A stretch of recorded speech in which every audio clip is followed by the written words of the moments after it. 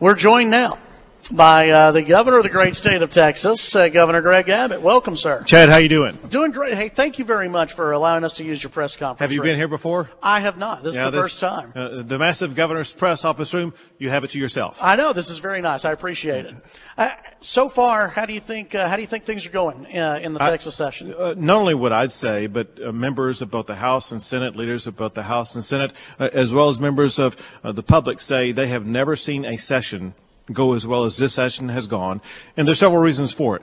One is because leaders in all chambers are coming together, talking, communicating, working collaboratively on key goals that we are focused on, and that's the second reason why things are working, and that is in both the House and Senate and in the governor's office, we have these big goals that we all want to tackle, and so we're all coming together with certain big goals that we will address and we will solve.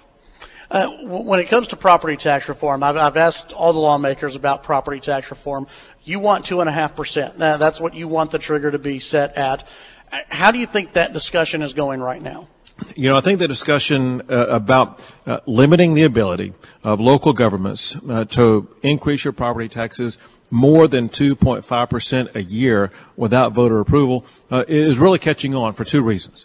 One is because the taxpayers are fed up, and you heard in testimony last night in the House, which was echoed in the Senate, there's not a single property taxpayer that I'm aware of who's come in and testified that the cities and counties, they need to be able to raise taxes more. In fact, uniformly 100%, the taxpayers who've testified say, listen, they need to have their taxes limited. Conversely, the only people who are saying they need to be able to spend more money are local governments. And the fact of the matter is, all of us, whether you're a local government leader or a state leader, we have to be responsive to our constituents. They are the taxpayers. One thing that we've seen, here's some easy math, and that is that if you combine population growth and inflation, you will see that the expenditure, or let's say, put it this way, the increase in property taxes has gone up about twice as much as the combination of population plus inflation. So all the arguments by these local governments that they won't be able to keep up with the massive population growth is simply false, because the fact of the matter is they've been spending almost twice as much as population growth plus inflation. So there's plenty of flexibility to make sure local governments are going to have the resources they need to keep up with the population growth, to keep up with the growing needs, while at the very same time limiting the extent to which they increase property taxes. Visiting with Governor Greg Abbott here on the Chad Hasty Show. Let's talk about school financing. What is your goal? What do you want to see as far as school financing goes? Several things. One is I want to ensure that our teachers are paid more. Two, I want to make sure that we use smart strategies. There are proven strategies that have been used across the entire state of Texas in school districts where superintendents and principals use strategies to put the best teachers into failing classrooms, and they have dynamic turnaround situations. We have an obligation to make sure that our children are not failed for a generation. To achieve that goal, we need to put these great teachers into these struggling classrooms to make sure that every student in Texas has the ability to succeed. We have proven through these strategies that regardless of what zip code a child comes from, they can succeed when they have a good teacher there.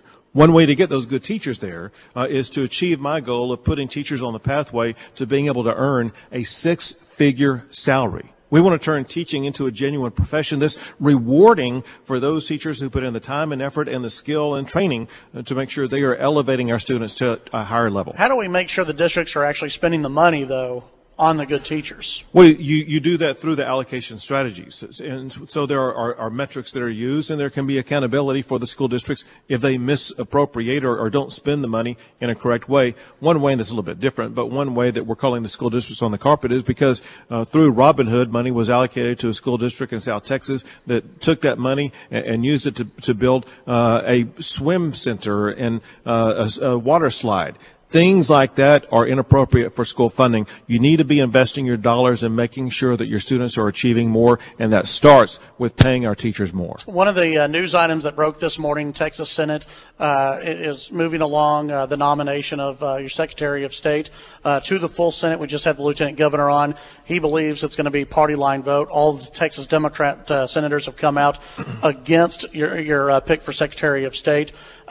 If you could speak to them right now, Sure. what would you tell the Texas Democrats? Well, I think as time goes on, they see more and more what happened here. What happened here, you need to understand, is that the Secretary of State was relying upon data from the Texas Department of Public Safety that was admittedly flawed by DPS, and DPS did not adequately communicate that to the Secretary of State. So the Secretary of State was hamstrung by faulty information from the Department of Public Safety from the beginning and did not know that. And so part of the fault goes to Steve McCraw, the Director of the Department of Public Safety, for causing the error in the first place.